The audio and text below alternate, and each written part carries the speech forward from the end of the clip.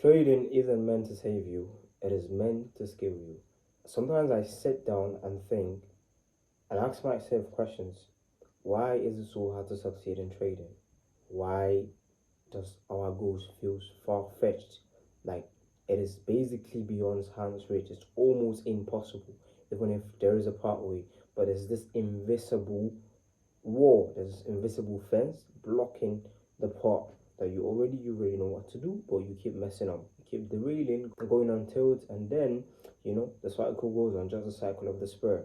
You keep repeating the same thing again, again, and again. And as we all know, that is a definition of insanity. A lot of traders fail not because they're stupid or dumb, but because they're trading from the wrong level of life. This is Maslow's hierarchy of needs. At the bottom, we've got food, shelter, basically basic survival stuffs. At the middle, we've got safety, stability, and emotional balance. This is where you want to be. And then at the top is growth, mastery, and self-actualization. That is later in the future. Here's the problem. Most traders are trying to operate from the top while their life is still at the bottom. If you don't know where your next meal is coming from, your rent is due, your life is unstable, you are in what I call the red zone. In the red zone, trading isn't a skill game. It is basically a survival game. Before you know it, you start to overtrade, you force setups, and you chase money. Not because you are undisciplined, but because your nervous system is under pressure. You're basically trading from your monkey brain. We don't want to do that. We want to trade from the prefrontal cortex, the logical brain, not the amygdala, which is the monkey brain. Don't get me wrong, they all play their part. But the amygdala would not help you in trading. You see, trading requires patience, consistency, and detachment from the outcome. Survival mode destroys it all. It doesn't give it breathing room. It kills it.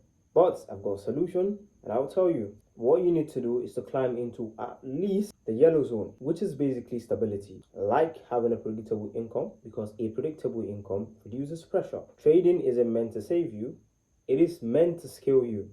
First, you get your foundation right, then psychology starts to improve, then the discipline sticks. Finally, the results will start to compound.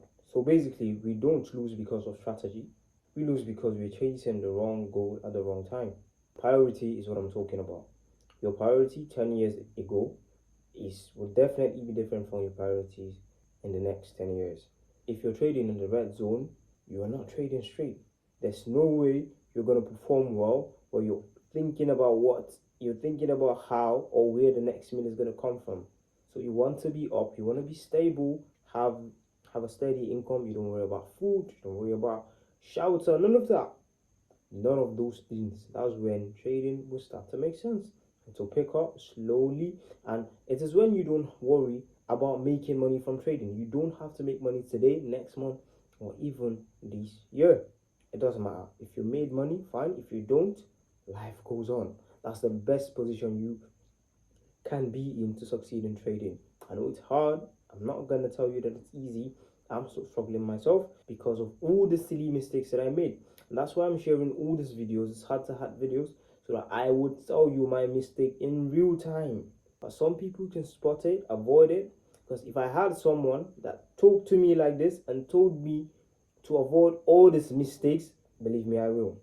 If I look up to you and then you made a mistake and you admit it publicly, I mean, bro, I am going to learn from that mistake. But some people don't want to learn from mistakes, especially in trading, man.